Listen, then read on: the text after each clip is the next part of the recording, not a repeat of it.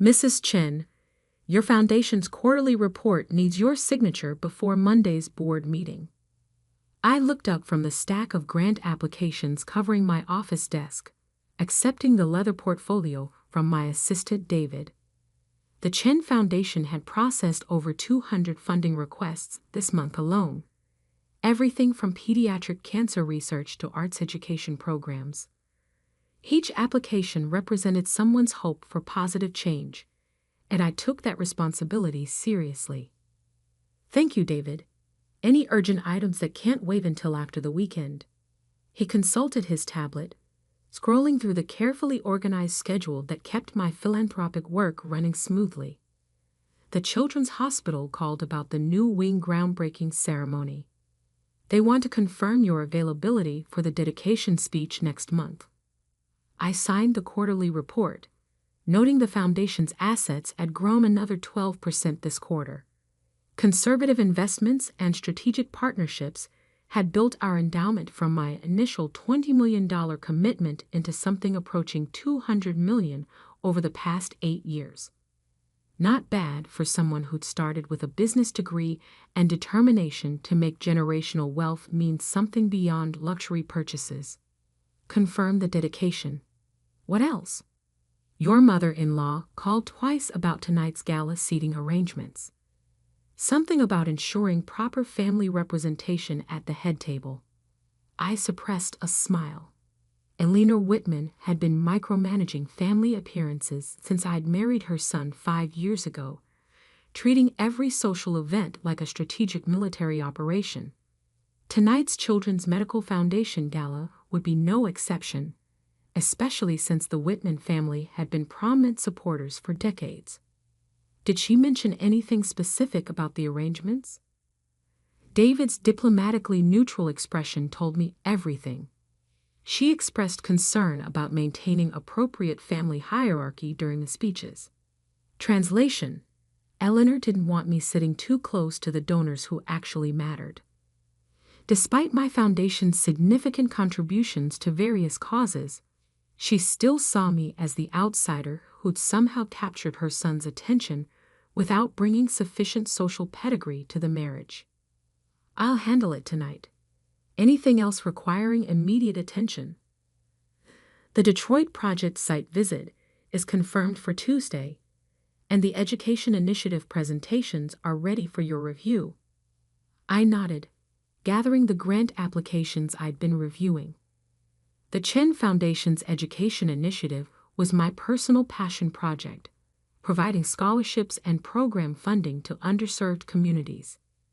This year's budget allocated $40 million specifically for educational equity programs, money that would change hundreds of lives.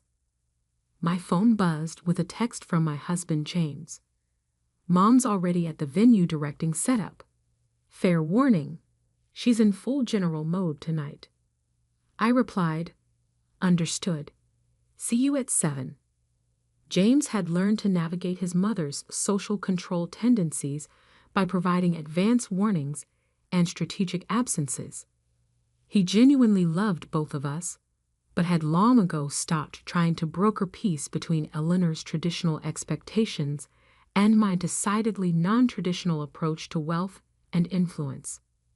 The drive to the Meridian Hotel took 30 minutes through downtown traffic, giving me time to review my mental notes about tonight's event. The Children's Medical Foundation raised money for pediatric research and treatment programs, a cause close to my heart since my younger brother's successful leukemia treatment 15 years ago. The foundation's annual gala typically brought in around $3 million, funding that supported groundbreaking research initiatives. I'd been quietly supporting their work for years through both personal donations and foundation grants, but always in ways that didn't draw attention to the amounts involved. Eleanor Whitman thrived on public recognition and carefully orchestrated social positioning. I preferred results over recognition, a philosophical difference that had created tension from the beginning of my relationship with James. The hotel's valet service handled my car efficiently, and I entered the ballroom to find the expected scene of controlled elegance. crystal chandeliers, perfectly arranged floral centerpieces, round tables seating 10, with a raised platform for the evening speakers and award presentations. The guest list included the city's most prominent philanthropists, medical professionals, and society figures, all dressed in variations of expensive formal wear. Eleanor stood near the registration table, wearing an elegant navy gown and what I'd learned to recognize as her event management expression. She was discussing something with the foundation's executive director, gesturing toward the seating chart with practiced authority. "Isabella, darling," she called when she spotted me. The term darling from Eleanor always carried subtle condescension, as if she were addressing a child who needed gentle correction. "I was just ensuring your seating placement respects the foundation's donor hierarchy." I approached with a warm smile, having learned that genuine pleasantness confused Eleanor more than defensive responses. "Good evening, Eleanor. The decorations look beautiful. I'm sure tonight will be very successful." "Yes. Well, success requires proper planning and appropriate recognition of long-standing supporters." She consulted her seating chart, making small marks with a gold pen. "I've placed you at table 12 with some lovely young couples. I thought you'd be more comfortable with people closer to your own social level." Table 12 was near the back of the room, strategically positioned to be barely visible from the main platform. Eleanor had effectively relegated me to the children's table, despite my foundation's substantial ongoing support for the organization. "That sounds perfect," I said calmly. "I'm sure I'll enjoy the conversation." James appeared beside me, handsome in his black tuxedo and clearly prepared to run interference if necessary. "Mom, Isabella, you both look wonderful. How are the final preparations going?"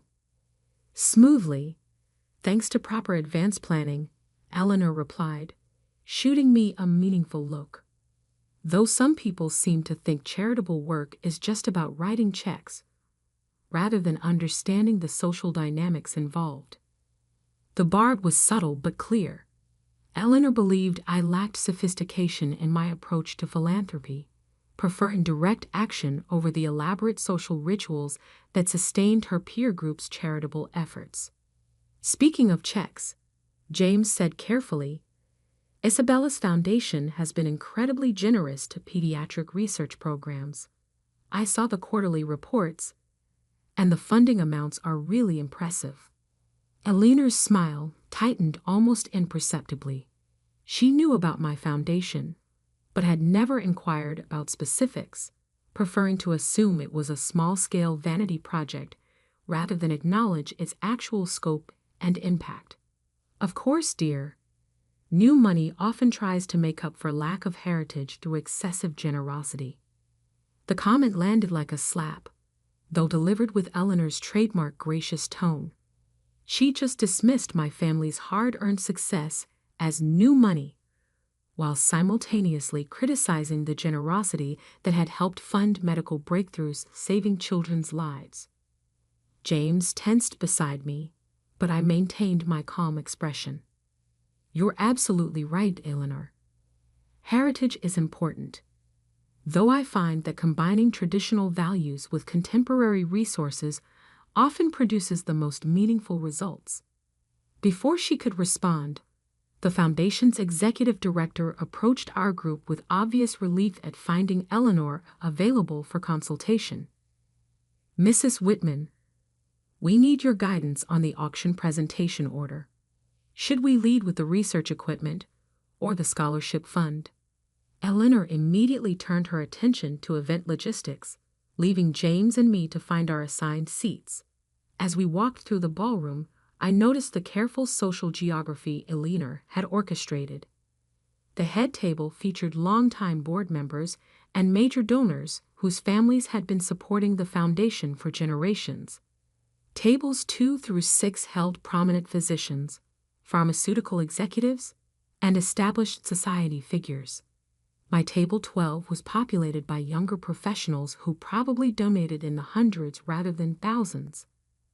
"I'm sorry about Mom," James said quietly as we reached our table. "She's been stressed about tonight's fundraising goals." "It's fine. I understand the pressure of event management." What I understood was that Eleanor saw me as a threat to her carefully maintained social hierarchy.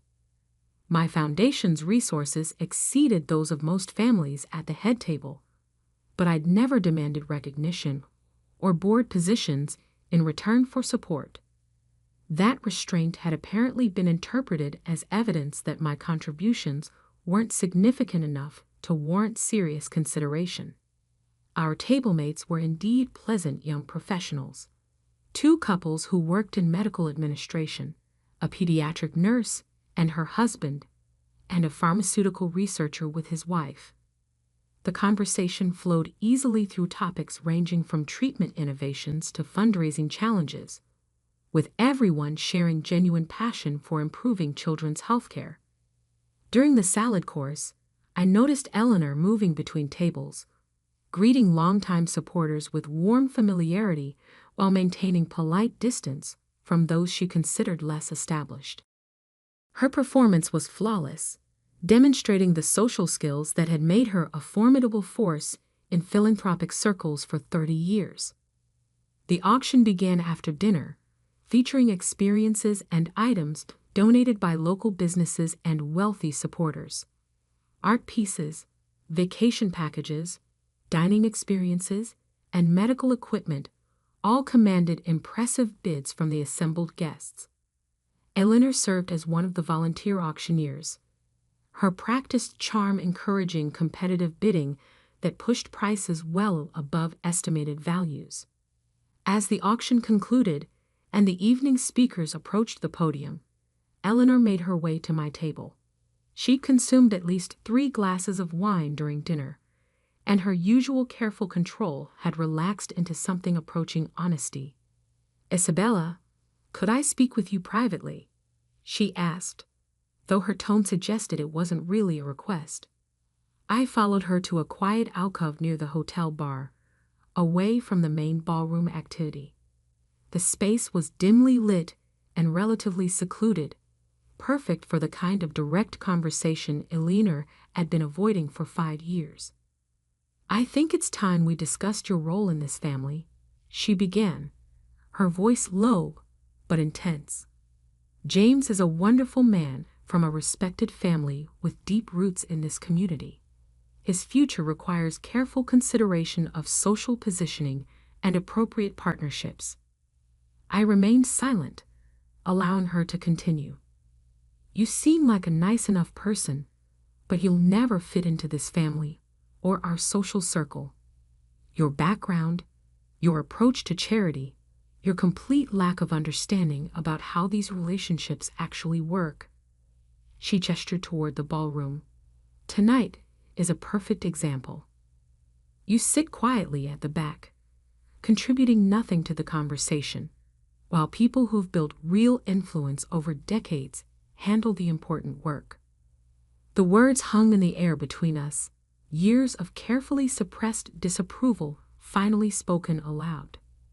"I appreciate your honesty, Eleanor," I said calmly. "If you'll excuse me for a moment, I need to make a phone call." I walked to the hotel lobby, pulling out my phone to call David. He answered immediately, despite the late hour. "Mrs. Chen, how can I help?" "I need you to process an immediate donation to the Children's Medical Foundation. $5 million from the foundation's discretionary fund. Have the paperwork ready for electronic signature within the next 10 minutes. Certainly, any specific designation for the funding. General operating support. And David, please call the foundation's executive director directly to confirm the donation tonight. I believe they're hoping to announce a funding milestone during the evening's program." "Understood. Anything else?" "That should be sufficient."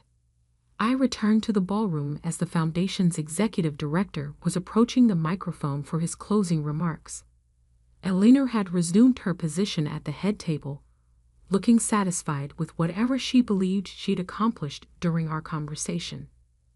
"Ladies and gentlemen," the executive director began, "tonight has been an extraordinary success, with auction proceeds exceeding our projected goals by nearly 40%. Polite applause filled the room. But before we conclude, I've just received notification of an additional contribution that brings tonight's total to unprecedented levels." He paused, consulting the note David had apparently delivered. "I'm honored to announce a $5 million donation from the Chen Foundation, designated for our general operating support." The applause was no longer polite.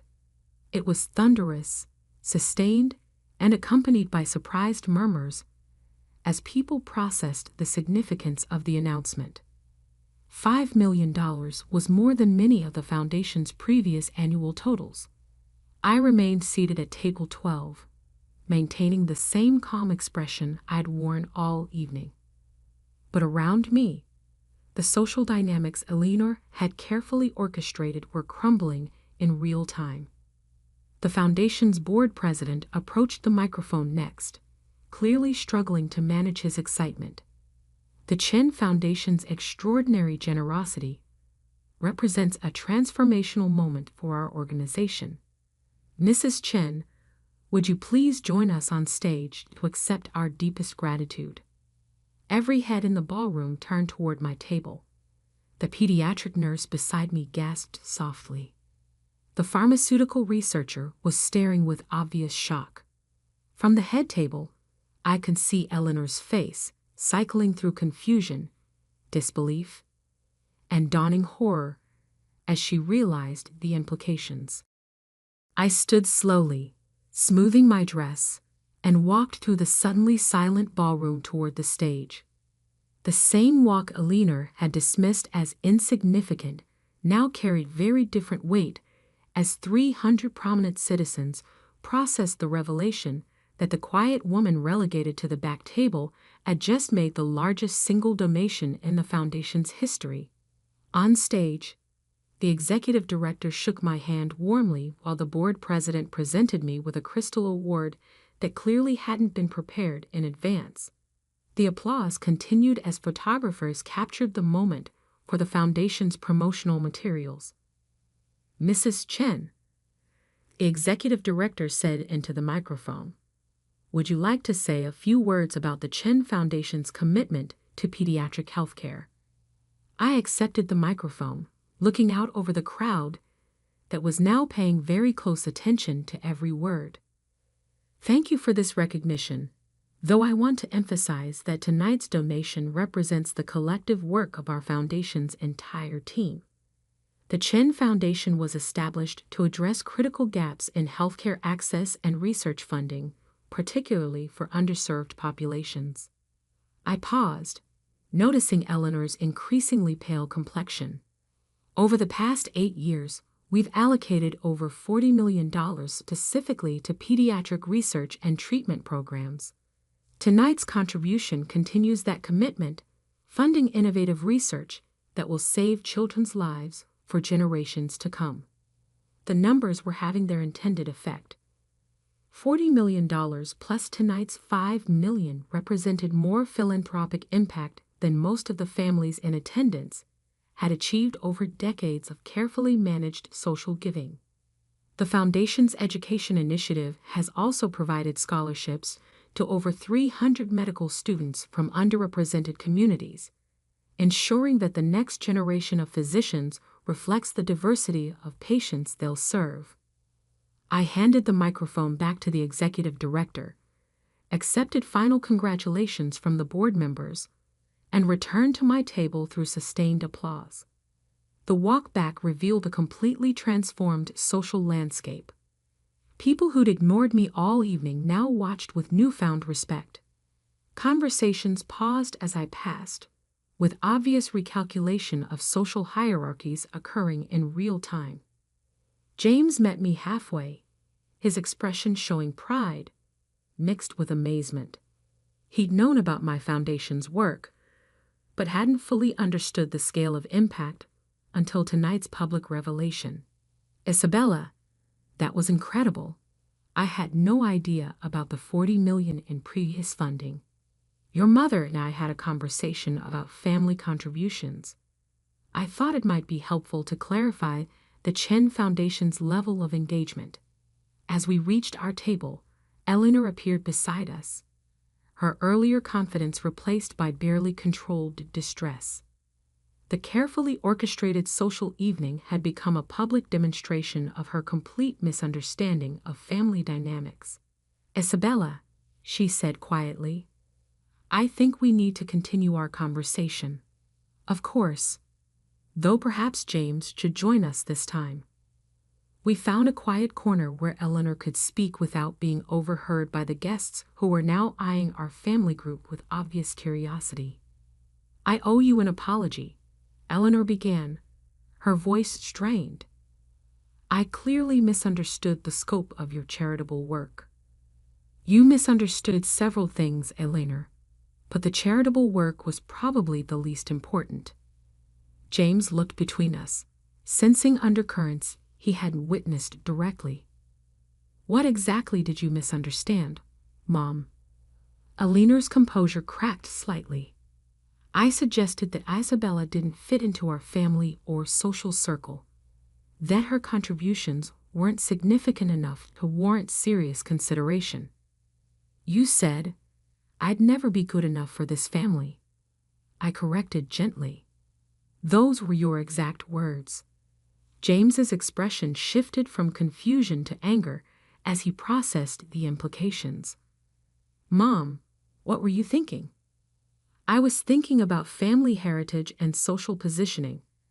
I didn't realize that Isabella's foundation had achieved such substantial impact. This isn't about money, Eleanor, I said quietly. This is about respect, about treating family members with basic courtesy, regardless of their perceived social status. You're absolutely right. I've been unfair. The admission clearly cost her significant effort, but the evening's revelations had shattered her confidence in her own judgment. Over the following weeks, Eleanor's attitude underwent a dramatic transformation. She began asking informed questions about the Chen Foundation's work, attending board meetings as an observer, and introducing me to her social circle as my daughter-in-law who runs one of the city's most impactful philanthropic organizations. The shift was comprehensive and permanent. Within 3 months, she'd recommended me for positions on 2 hospital boards and a university foundation committee. Her friends, who'd previously treated me with polite dismissiveness, now sought my advice on their own charitable initiatives.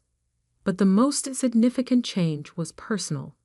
Eleanor began treating me as an intellectual equal rather than a social project requiring correction. Our conversations moved from superficial pleasantries to substantive discussions about healthcare policy, education reform, and strategic philanthropy.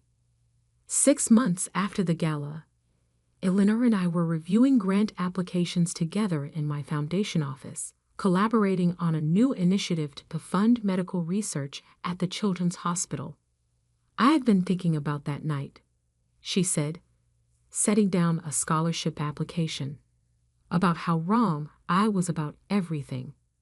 You weren't wrong about everything, just about some important assumptions. I assumed that generosity required recognition, that impact required social positioning, that family status could be measured by how closely someone conformed to established patterns. I looked up from the research proposal I'd been reviewing, and now I realized that real influence comes from actual results, not social performance. That my daughter-in-law has accomplished more meaningful change in 8 years than I managed in 30. We've accomplished different things, Eleanor. Your social connections have opened doors that made our collaboration possible. Perhaps. But I spent decades focused on maintaining position while you built something that actually improves lives. The relationship between Eleanor and me had evolved into genuine partnership, built on mutual respect rather than social obligation. James often commented that family dinners had become more interesting once his mother and wife started sharing ideas instead of navigating carefully around unspoken tensions. A year after the charity gala, Eleanor approached me with a proposal that would have seemed impossible during our first difficult conversation. "I'd like to establish a legacy fund," she said over coffee in my office. "Something that combines the Whitman family's long-term community connections with the Chen Foundation's strategic approach to philanthropy." "What kind of focus did you have in mind?" "Healthcare access for underserved populations. I've been learning about treatment disparities, and I think our combined resources could address some critical gaps."